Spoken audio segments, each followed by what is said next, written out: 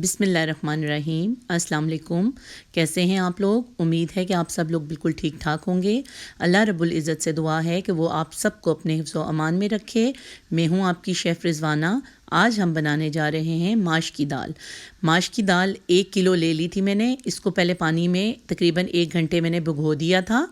इसके साथ ही हम प्याज लेंगे 1 अदद चॉप की हुई, लहसुन हम लेंगे 1 अदद चॉप किया हुआ, ऑयल का 1 कप, टमाटर लेंगे हम राउंड कटिंग में 3 अदद।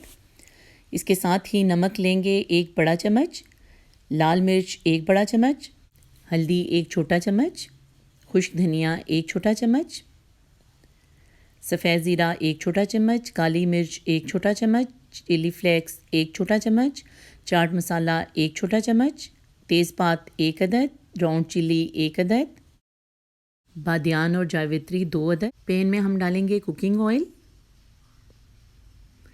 साथ ही इसमें हम डालेंगे माश की दाल। इसको थोड़ा सा भुनेंगे। दूसरे पैन में हमने कुकिंग ऑयल के साथ प्याज और लहसुन को लाल करना है। प्याज और लहसुन लाल हो जाएं तो इसमें हम डालेंगे टमाटर। टमाटरों को भी हम अच्छे से भूनेंगे। इसके साथ ही हम डालेंगे इसमें नमक, लाल मिर्च, हल्दी पाउडर।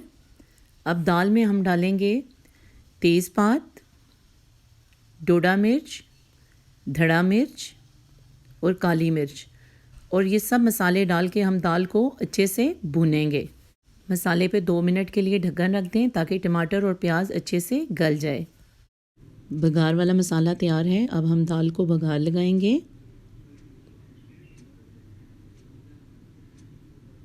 एक गिलास पानी डाल के तकरीबन 20 मिनट के लिए हम इसको ढक्कन लगा के दम पे तैयार होने के लिए रख देंगे। दाल माश तैयार है। अब हम इसे बाउल में निकालेंगे। इसके साथ ही हम डालेंगे इसमें 2 चम्मच देसी घी, हरा धनिया, गोल मिर्च और खुश्क धनिया। अभी से घर में बनाएं। मुझे कमेंट करें कि ये कैसी बनी है। मेरी वीडियो को लाइक और शेयर करें और प्लीज़ मेरे चैनल को सब्सक्राइब करें।